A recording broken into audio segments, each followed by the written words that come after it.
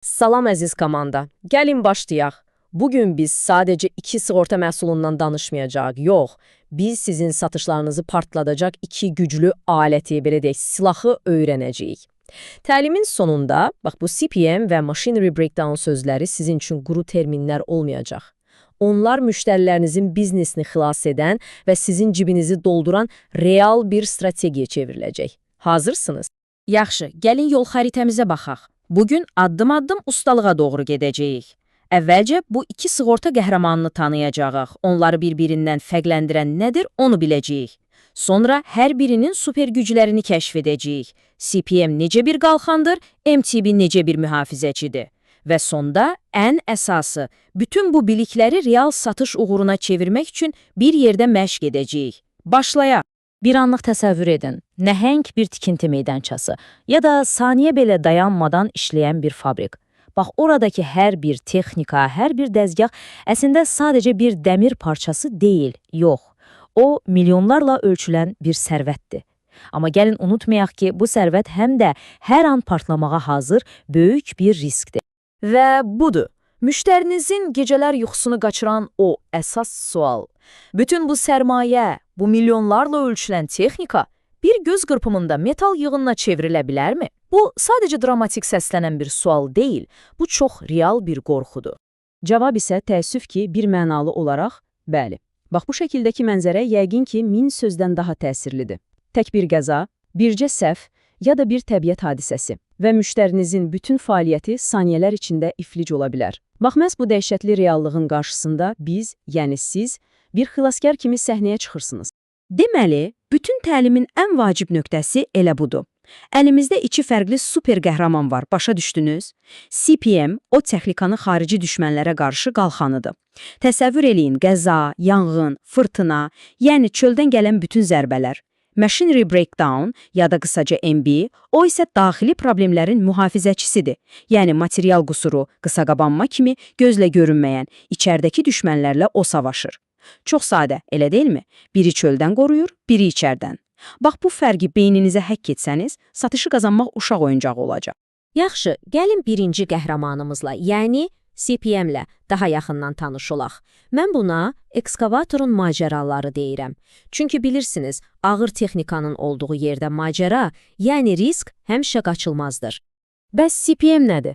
Ən sadə dildə desək, bu, müştərinin maşınlarını və avadanlıqlarını qəfil və gözlənilməz xarici zərbələrdən qoruyan bir sığortadır. Deyək ki, bir kran açdı və ya bir yükləyici sel sularının altında qaldı. Bax bu, CPM-in işidir. Ən vacib məqam isə odur ki, texnika istər işləsin, istər dayansın, istərsə də elə o tikinti meydançasının içində daşınsın, fərqi yoxdur, təminat altındadır. Baxın, bu slaydda gördüyünüz hər şey bizim potensial müştərimizdir. Ekskavatorlardan tutmuş o nəhəng gülləli kranlara, yükləyicilərdən yük maşınlarına qədər, qısası tikinti meydançasında hərəkət edən və dəyəri 10 minlərlə, bəzən isə 100 minlərlə ölçülən, demək olar ki, hər növ texnika CPM-in etibarlı qalxanı altına sığına bilər.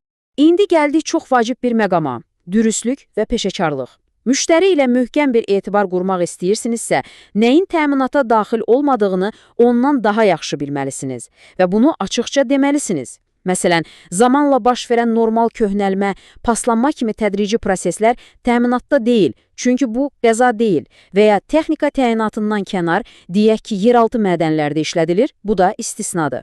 Və unutmayın, ümumi yollarda daima hərəkət edən yük maşınları üçün bizim başqa, daha uyğun məhsullarımız var. Unutmayın, məqsədimiz hər riskə doğru həlli təklif etməkdir. Yaxşı, bəs zərər olanda nə baş verir? Necə ödəyirik? İki əsas yolumuz var. Standart halda, zərər anında texnikanın bazar dəyərini, yəni köhnəlməni çıxıb ödəyirik. Amma sizin əsl satış alətiniz, müştərinizin vay be deyəcəyi təklif isə new for old şərtidir. Təsəvvür edin, müştərinin 100 minlik texnikası 5 il işləyib və dəyəri düşüb 50 minə və tamamilə məhv olur. Bu şərtlə biz ona 50 min yox, köhnəlməni nəzərə almadan tam 100 min manat, yəni təzəsinin pulunu ödəyirik. Bu, həqiqətən də çox güclü bir arqumentdir. İndi isə keçirik ikinci qəhrəmanımıza, yəni texnikanın daxili aləminə. Başlığımız isə belədir, dezgahınız küsməsin. Çünki bəzən ən böyük təhlükə heç gözə görünmür, içəridə gizlənir. Machinery breakdown ya da qısaca MB, CPM-in boş buraxdığı yerləri dolduran mükəmməl bir tərəfdaşdır. Belə düşünün, əgər CPM avtomobilin qəzaya uğramasına qarşı qoruyursa, MB mühərrikin qəfildən, heç bir xarici zərbə olmadan öz-özünə sıradan çıxmasına qarşı qoruyur. Sırf daxili bir problem, mexaniki bir qüsur və ya elektrik nasazlığı ucbatından avadanlıq dayandıqda, bax o an MB mühafizəçisi işə düşür. Burada söhbət daha çox hərəkət etməyən, yəni stasionar, yerində sabit duran, amma istehsalatın ürəyi sayılan avadanlıqlardan gedir. Məsələn, bir zavoddakı nəhəng istehsalat xətləri, buxar qazanları, kompressorlar, generatorlar, transformatorlar. Bu mürəkkəb mexanizmlərin daxili sağlamlığı tamamilə MB-nin məsuliyyətindədir. Bəs nədir bu daxili risklər? Bunlar adətən gözlə görünməyən, amma böyük fəlakətə səbəb ola biləcək problemlərdir. Məsələn, zavodda buraxılan və aylar sonra özünü göstərən material qüsurları və ya işçinin bir anlıq diqqətsizliyi, elektrik sistemindəki qısa qapanma, hətta çox banal görünsə də, kritik əhəmiyyətli olan düzgün yağlanmama kimi problemlər. Bax, MPB bütün bu gizli təhlükələri əhatə edir. Niyə? Çünki bunlar da qəfil və gözlənilməz hadisələrdir.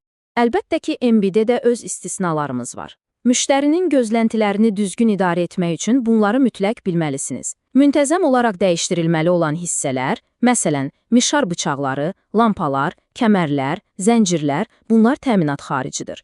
Çünki bu qəza deyil, avadanlığın normal istismar xərcidir. Bunu müştəri özü planlamalıdır.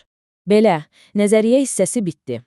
İndi isə keçirik əsas məsələyə. Bütün bu bildiklərimizi real müştərilərə və real müqavilələrə necə çevirə bilərik? Əsl ustalıq bax elə burada başlayır. Yaxşı, bəs biz enerjimizi, vaxtımızı kimə sərf etməliyik? Hədəfimiz çox aydındır. Texnika ilə işləyən, texnikadan asılı olan hər bir müəssisə. İnşaat şirkətləri, fabriklər, mədənlər, hətta bu bahalı texnikaları kreditə verərək özləri də riskə girən banklar və leasing şirkətləri bizim potensial müştərilərimizdir. Əslində, harada mürəkkəb və bahalı bir maşın görürsünüzsə, bilin ki, orada bir satış imkanı var. Diqqətli olun, bu səhvlər sizin bütün reputasiyanızı bir anda məhv edə bilər. Ona görə də heç vaxt etməyin. Narahat olmayın, hər şey daxildir kimi ümumi və məsuliyyətsiz vədlər verməyin.